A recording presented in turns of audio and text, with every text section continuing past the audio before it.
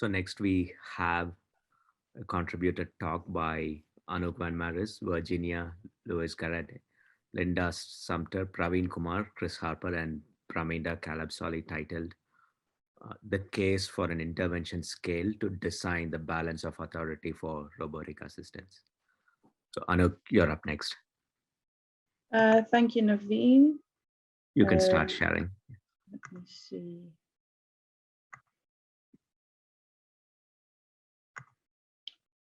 There we are. I think you're able to see this presentation.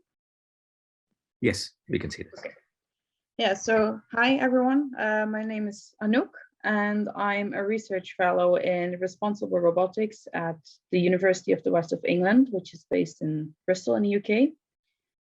And me and my co-authors, we wrote a short paper where we argue the need for an intervention scale that designs balance of authority in assistive robots.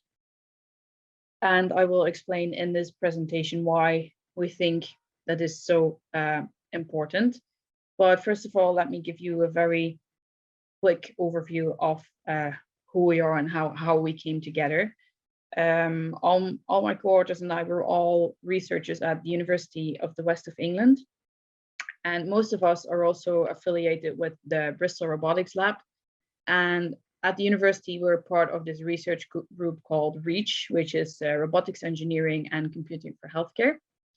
And we have very diverse backgrounds going from responsible robotics to assistive robotics, intelligent systems, physiotherapy, psychology, reablement, robot control, robot safety. So it's very diverse. And one of us gave a talk about the work that they were doing on family engagement during reablement of older adults. I will explain in more detail later on what that is. And then the six of us, from our different point of views, we were wondering how an assistive robot could support this reablement, but also how it should, how we could make sure that this happens in a safe way. So to give a bit of background on the need for assistive robotics, we all know that the population of older adults is growing worldwide, and that therefore the demand for care is growing as well, but the number of caregivers is not growing, so there's a gap that is increasing. And just to give you some numbers, by 2050, it's expected that 20% of the population worldwide is going to be at least 65 years old. And if we look in the UK alone, in a few years, it's expected that the shortage of caregivers for people aged 80 years or older is 250,000. So imagining for all the other people that also require care and have needs, it just means that there's a huge gap in the care that we can provide and the care that is needed. And assistive robotics is not the simple answer to close this gap, but it might be able to help decrease the gap a little bit, or at the very least, it can support the caregivers that we do have and release their burdens. So assistive robots can help with activities of daily living. They can provide cognitive training, support with physical rehabilitation, and also support with reablement. So reablement is helping people to get back to living independently, for example, when they've had an illness or when they've had a stroke. So yeah, imagine a person who's had a stroke and they are not capable of dressing themselves anymore because somehow the system forgot how to do that and they have to relearn how to get dressed in the morning. Then reablement is a means to make sure that these people are supported in learning to do this and being able to live independently once again. And of course, this also depends on the needs of the person, what kind of support is provided. So for example, if they're planning to stay in for the day and not do anything, then a little bit less support can be provided. So it's more exhausting for them, but they learn faster because they don't have any other things that require energy for them.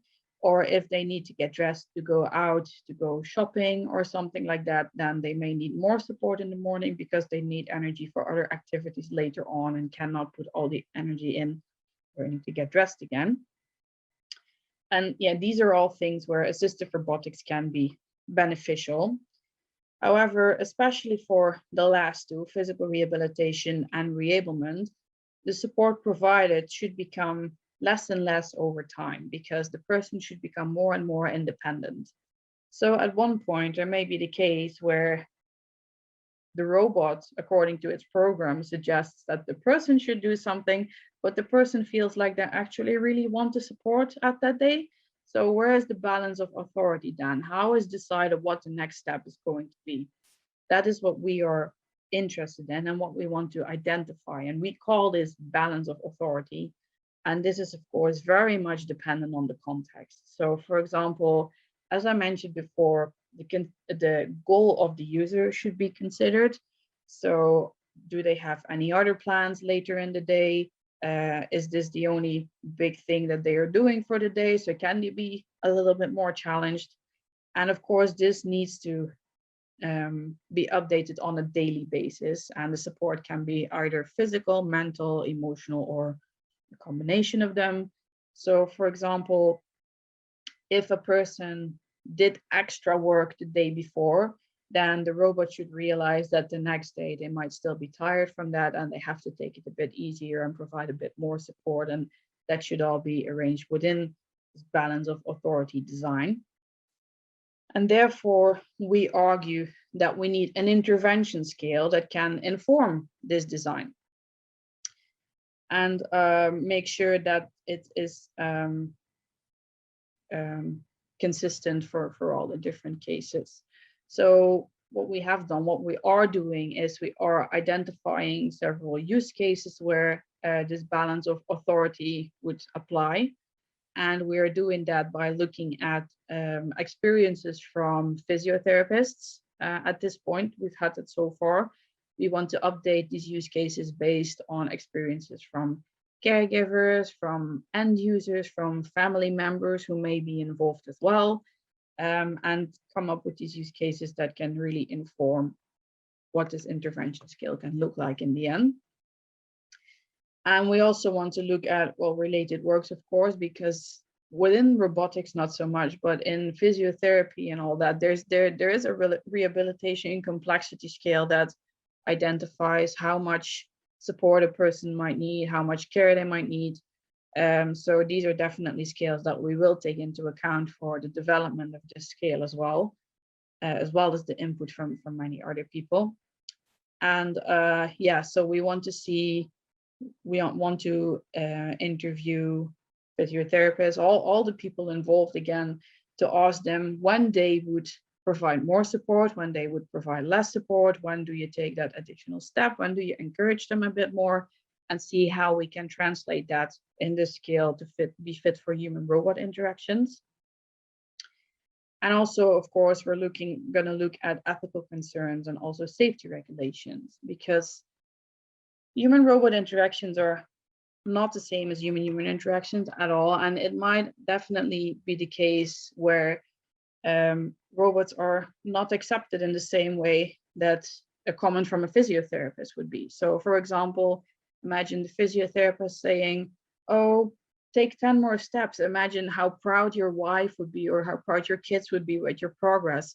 That has such a different meaning when a robot says it, because a robot has no understanding of pride, and it would mean that it would have to understand the family relationships and all of that.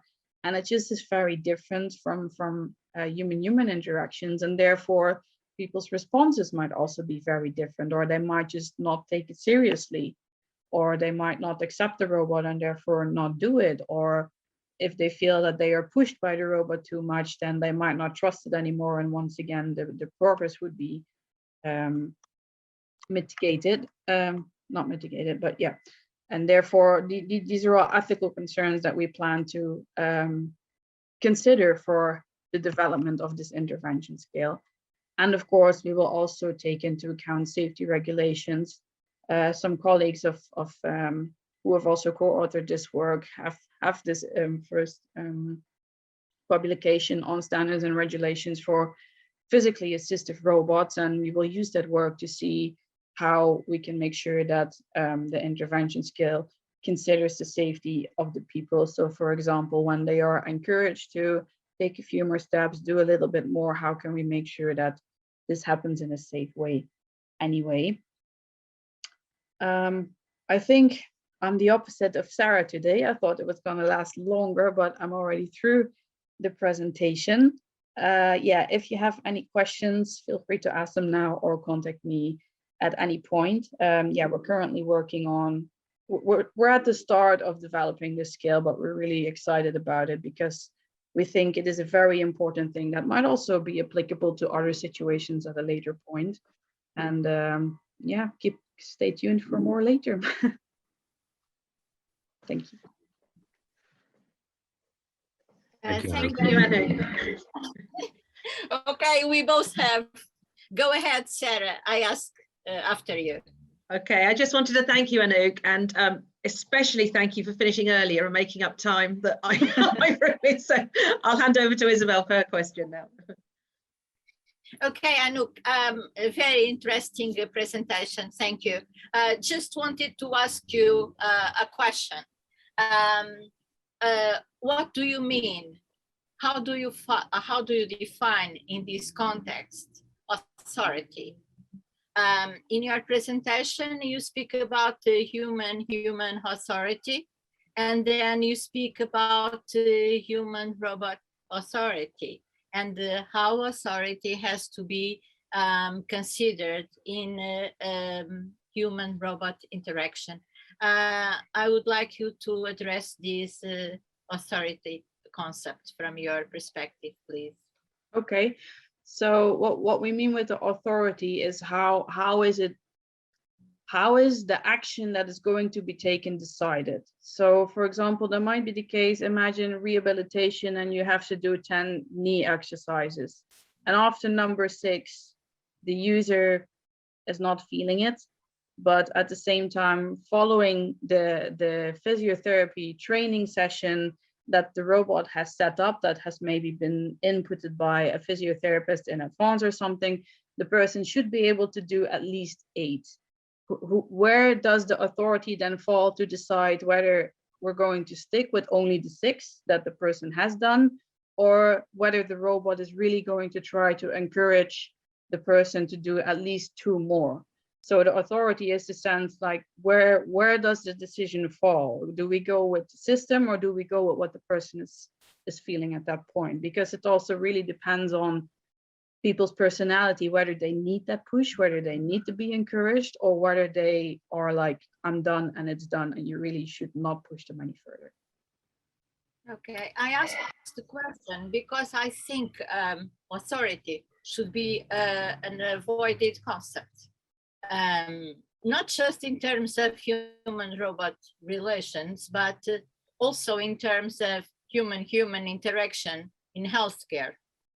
We are not dealing with authority, we are dealing with advising or something like this. So my suggestion is that it would be good to define in your framework what you really mean, as you have explained, by authority, so that people get a clear view of it, that robots are really not controlling those they are, or trying to control or pushing those they are interacting with, or even when suggesting that they are not getting a bit boring or annoying with keeping repeating, take the pill, or do this or do that. This was just a suggestion. Okay, thank you. Yeah, Thank you very good one. Thank you. Thank you. Naveen, over to you now. Yeah, I think we have probably a minute and time for any other questions or comments. And I do have a couple of questions and comments. If nobody else has any questions, I can take up the slot. So Anouk, I was wondering if you make any distinctions between more physical robots and sort of robots and soft agents that are sort of more software in nature. For example, I've observed that many smartwatches, they do send out recommendations. They do sense when you are stressed or not, and they sort of give you recommendations to uh, do breathing exercises or things of that sort. And do you think there needs to be a distinction between physical, uh, more physical robots and robots that are more software in nature? And that's my first question. And the second question sort of ties in with what Isabel was saying at the end of her comment about sort of fine tuning how much authority or how persistent the agent or robot has to be. And do you see the scale as sort of an evolving or a sliding scale for those contexts? Okay, so for the first question, when we talk about assistive robotics, it's really like robots where you have that interaction, and I think that's the difference between assistive robots, like social robots that you can interact with, and other intelligent systems like the watch that you mentioned, for example. There's this component. It's an embodied something that is able to interact with you differently from other devices, and therefore in that sense it needs wait, that was a distinction. What was your question again about that? Yeah, so it needs to be dealt with differently, yeah, because of that reason, because people perceive it differently. With the smartwatch, it's really easy. If you're done with it, you throw it out, and you might feel bad about it, that you've lost it, that it's gone, but you buy a new one and it's fine. Whereas with a robot, we see that people become attached to it. For example, we've seen that military people become attached to bomb removal robots, and they want that repaired instead of a brand new one. So this aspect of the relationship building that there is with the kind of robot makes that it needs a different approach towards this authority and the device advice than other systems, because you can listen to your smartwatch, but you won't have any psychological feelings, emotional feelings about it if you disregard it, basically. So therefore, yes, I do think it needs a different approach. Can you repeat your second question? Yeah, the second question was whether the scale needs to be sort of more evolving and sort of dependent on the person. Yeah, it's definitely, we do not have anything defined at this point, because we're really trying to also get the input from, well, the end users, the people involved and everything. What if I speak for myself? I mean, we have to consider physical abilities, cognitive abilities, emotional state, all of that. So I don't think it's going to be as simple as having like one slider where we can say this is the amount of authority provided by the robot, especially since context is such an important thing. I think it's more going to be a case of if we have this context and this can be the scenarios, and for that setting you would suggest this level of authority, and more suggestions based on that. But once again, yeah, that might change, but it's definitely, yeah, the scale will evolve a lot. Got it. Yeah, that makes sense. Thank you.